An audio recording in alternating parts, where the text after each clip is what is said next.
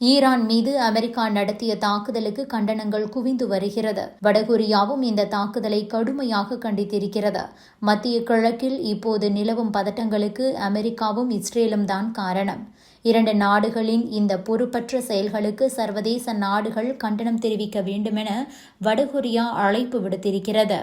வடகொரியாவின் வெளியுறவுத்துறை அமைச்சகம் இது பற்றி என்ன சொல்லியிருக்கிறார்கள் என்றால், ஓயாத போரின் விளைவாக மத்திய கிழக்கில் நிலவும் பதட்டங்களுக்கு அமெரிக்காவும் இஸ்ரேலும் தான் காரணம்.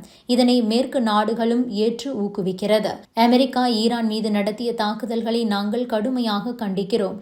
இது ஒரு இறையாண்மை கொண்ட நாட்டின் உரிமைகளை மீறும் செயலாகும். அமெரிக்கா மற்றும் இஸ்ரேலின் இந்த மோதல் செயல்களுக்கு எதிராக சர்வதேச சமூகம் ஒருமனதாக கண்டனங்களை தெரிவிக்க வேண்டுமென கூறியிருக்கிறது. ஈரானும் வடகொரியாவும் பல ஆண்டுகளாகவே நட்பு நாடுகளாக இருக்கின்றன. காரணம், இரண்டு நாடுகள் மீதும் மேற்கு நாடுகளின் பொருளாதார தடைகள் தொடர்கின்றன. எனவே எதிரிக்கு எதிரி நண்பன் என்கின்ற வகையில் இரண்டு நாடுகளும் கூட்டு சேர்ந்து நிற்கின்றன. குறிப்பாக அணுசக்தி திட்டம் மற்றும் ஏவுகணை மேம்பாடு தொடர்பாக இரண்டு நாடுகளும் அமெரிக்கா உள்ளிட்ட மேற்கத்திய நாடுகளின் கடுமையான அழுத்தத்தை சந்தித்து வருகின்றன. இரண்டு நாடுகளுக்கும் இடையே கடந்த 1980களில் தான் நட்பு அதிகரித்தது. அந்த நேரத்தில் ஈரான் கடுமையான போரில் ஈடுபட்டுக் கொண்டிருந்தது. போரின் போது ஈரானுக்கு வடகொரியா ஆயுதங்களை கொடுத்து உதவியது. அது மட்டுமில்லாமல் வடகொரியா நீண்ட காலமாகவே ஈரானுக்கு ஏவுகணை தொழில்நுட்பங்களை வழங்குவதில் முக்கிய பங்காற்றி வருகிறது. ஈரானின் சாஹெப் 3 ஏவுகணை வடகொரியாவின் நோடோங் ஏவுகணையின் கிட்டத்தட்ட ஒரு நகல் என கூறப்படுகிறது. மேலும் இரண்டு நாடுகளுக்கும் இடையே அணுசக்தி தொழில்நுட்ப பரிமாற்றம் நடந்திருக்கலாம் என சந்தேகங்கள் சர்வதேச அளவில் வைக்கப்பட்டு கொண்டிருக்கிறது.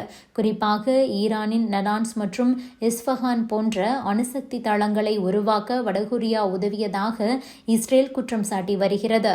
ஈரான் மூலம் வடகொரியா தனது கச்சா எண்ணெய் தேவையை பூர்த்தி செய்து கொள்கிறது.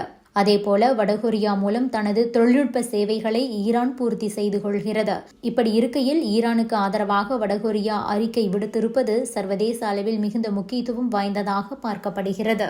அமெரிக்காவின் அதிபர் டொனால்ட் ட்ரம்ப் ஈரான் மீது நடத்திய தாக்குதலை தொடர்ந்து ஈரான் அணு ஆயுதங்களை தயாரிக்க பல்வேறு நாடுகளும் உதவி செய்ய தயாராக இருப்பதாக ரஷ்ய பாதுகாப்பு கவுன்சிலின் துணைத் தலைவரான மெட்ரோ, அணு ஆயுத உற்பத்திக்கு தேவையான மூலப்பொருட்களை ஈரான் தொடர்ந்து உற்பத்தி செய்யும்.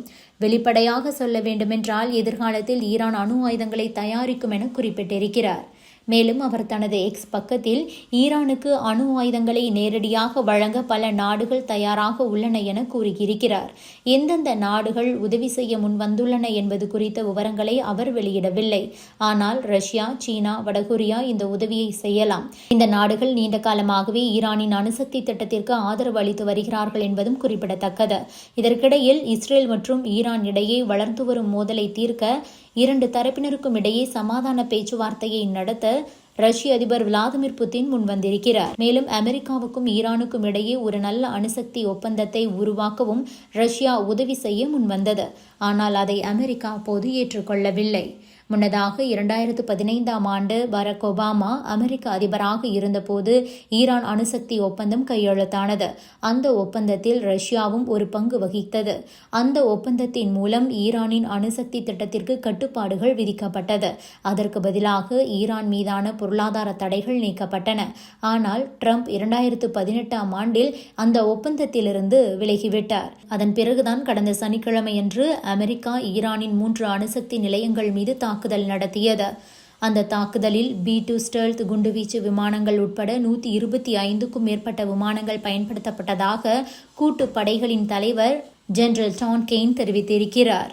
இந்த நிலையில்தான் அமெரிக்காவின் தாக்குதலுக்கு பிறகு ஈரான் அணு ஆயுதங்களை உற்பத்தி செய்ய பல்வேறு நாடுகளும் உதவி செய்ய தயாராக இருப்பதாக ரஷ்யாவின் முன்னாள் அதிபர் தெரிவித்திருப்பது உலக அரங்கில் பரபரப்பை ஏற்படுத்தியுள்ளது.